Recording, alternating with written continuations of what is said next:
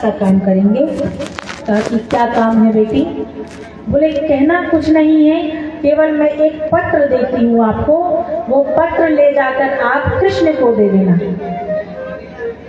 बस इतने में मेरा काम हो जाएगा। बोले खाली देना, कुछ कहना नहीं? बोले कुछ नहीं कहना, खाली पत्र बस दे देना। कहा ठीक है। अब ना जाने कन्हैया के लिए पत्र में क्या लिखा, लेकिन इतना तो पता था कि रुक्मणी जी की ये इच्छा थी कि हे कन्हैया, संतों के विचार हैं, विद्वानों के विचार हैं कि शायद उसमें लिखा हो कि हे कृष्ण, मैं विवाह के एक दिन पहले गौरी पूजन के लिए जाऊंगी, उस समय तुम आना और मुझे अपने साथ लेकर के चले जाना।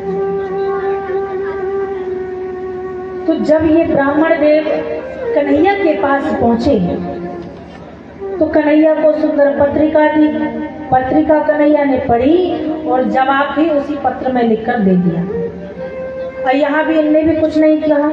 अब गए तो रुक्मणी के हाथ में पत्र लगा तो उसमें लिखा था कि बिल्कुल रुक्मणी तुम चिंता ना करना,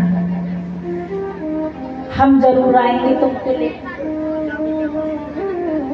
अब भाई ये तो अपने अपने विचार हैं, वैसे तो किसी के पत्र को नहीं पढ़ा जाता, लेकिन अब संतों विद्वानों ने मत अपना रखा है कि शायद यही लिखा होगा कि भाई तुम टेंशन ना लेना, हम आ जाएंगे लेने के लिए, तैयार बस रहना। अब ठाकुर जी यहाँ पर विचार कर रहे हैं कैसे जाएं कैसे जाएं। अब यहाँ रुक्मणी मैया खुश भी है लेकिन दुखी भी है कि ऐसा ना हो कन्हैया को आने में देर हो जाए, क्योंकि वो हमेशा ऐसे ही करता है, देर ही लगाता है। ऐसा ना हो कि देरी से पहुंचे, और देरी से पहुंचेगा और हम पूजा करके यदि वापस अपने महल को आ गए और सारे सेवक हमको अंदर लेकर के चले गए, फिर हमारा क्या होगा? फिर तो हमें शादी करना ही पड़ेगा शिशुपाल से, मजबूरन शादी हो जाएगी। और कहते हैं कि यहाँ पर रुक्मिणी ने शिशुपाल को कह दिया कि तुम बारात लेकर के चले आओ, भले अभी समय हो, तुम बारात लेकर आ गए, पहले से ही बैठे। अभी पहले से बारात किसी के यहाँ आती है क्या? उस समय पर ही आती है ना।